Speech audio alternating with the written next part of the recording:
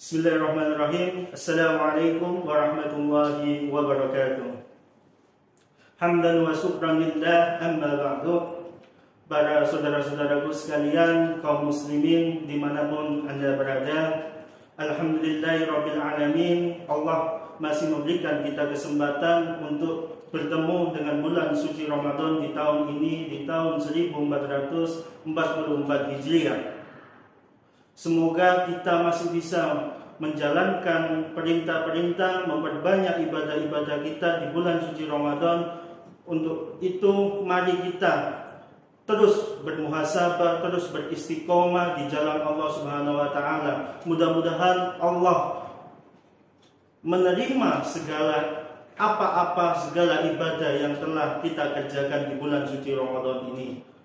Amin amin ya rabbal alamin. Namun para saudaraku sekalian, yang perlu kita sadari, harapan bukan hanya kita cantal, bukan hanya kita letakkan dengan kata amin saja, akan tetapi perlu pengorbanan, perlu keseriusan untuk bisa melaksanakan dengan keteguhan hati. Kita laksanakan dengan keteguhan hati, kita percaya di dalam hati kita laksanakan dengan perbuatan kita dengan sungguh-sungguh.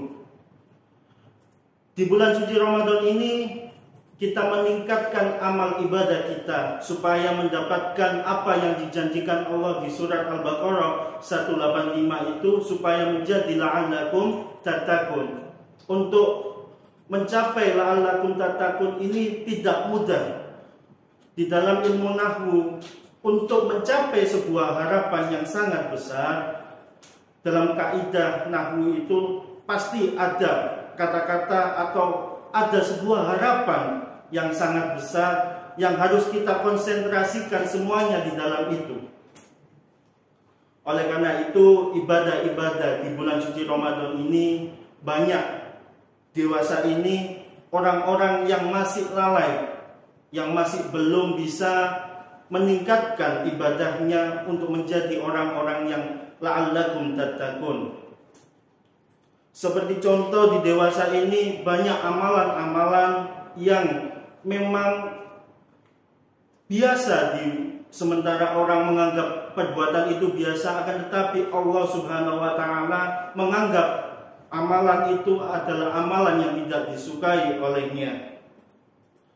Di dalam ulama berpendapat bahwasanya amalan-amalan yang tidak disukai oleh Allah tapi tidak mengandung pahala, tidak mengandung dosa, tidak mengandung dosa itu adalah disebut dengan makruh. Ulama fikih sepakat makruh ini adalah amalan yang tidak mendatangkan dosa, akan tetapi Allah tidak suka akan amalan ini. Makruh berawal dari kata karaha, yakrahu, kurhan, wa makruhan, yang artinya orang melaksanakan perbuatan ini tidak ada dosa baginya, akan tetapi tidak mendapatkan cinta dari Allah Subhanahu wa taala karena Allah tidak menyukai amalan ini. Para ulama membuat turunan perbuatan-perbuatan makruh apa yang berkitar di seputaran Ramadan, yang sementara orang menganggapnya perbuatan itu biasa, akan tetapi sangat-sangat tidak disukai oleh Allah Subhanahu wa taala. Diriwayatkan oleh Imam Al-Baihaqi di kitab Subhanul Iman di bab yang ketiga, nomor hadisnya 4137 di bagian pojok kanan atas.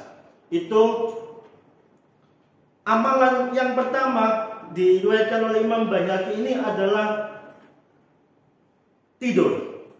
Orang-orang yang memperbanyak tidurnya di hari-hari bulan suci Ramadan itu adalah amalan, termasuk amalan makruh, yang di sebagian orang melaksanakan tiduran di hari Ramadan tidak mendapatkan dosa baginya, boleh melakukan, akan tetapi Allah tidak menyukai perbuatan tersebut.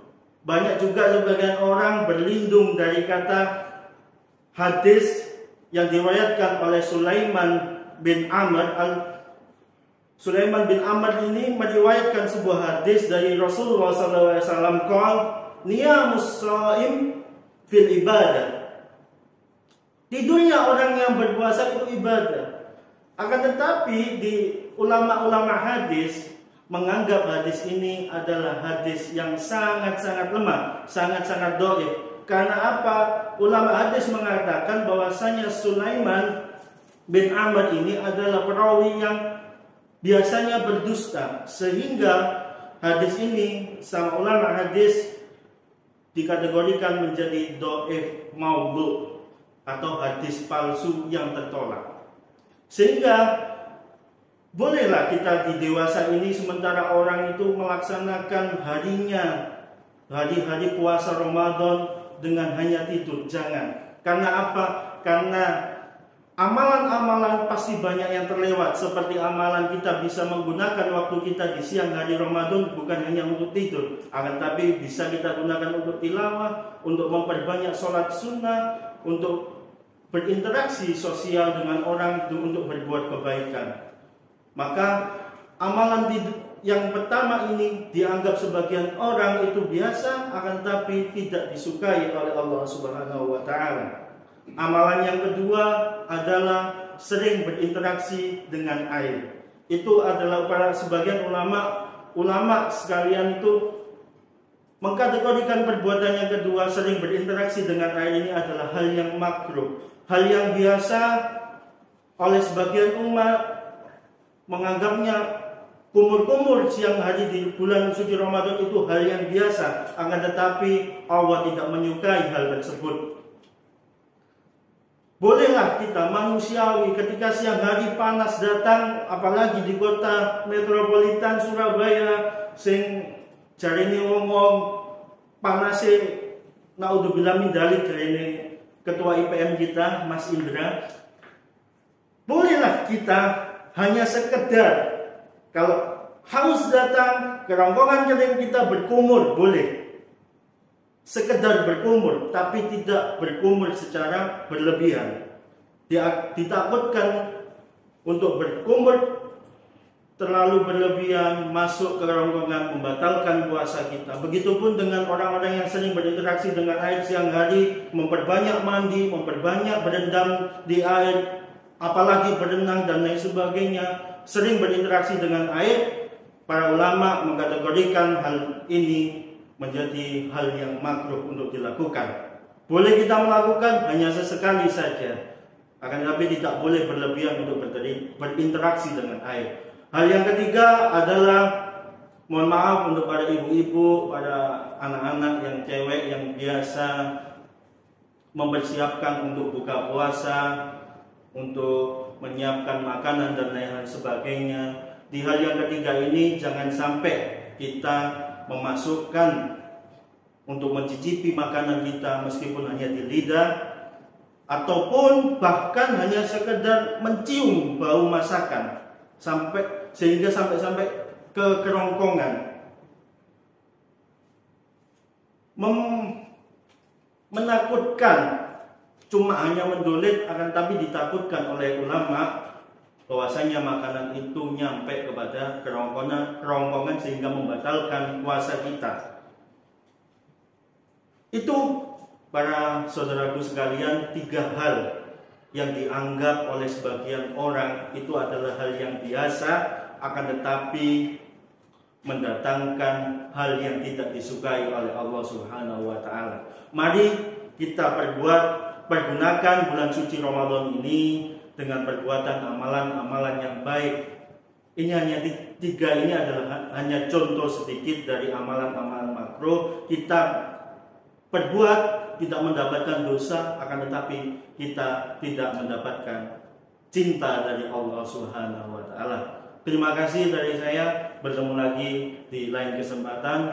Billahi fi sabilil haq fastabiqul khairat. Nasrun minallahi wa fathul qarib. Wa basyiril mu'minin. Wassalamualaikum warahmatullahi wabarakatuh.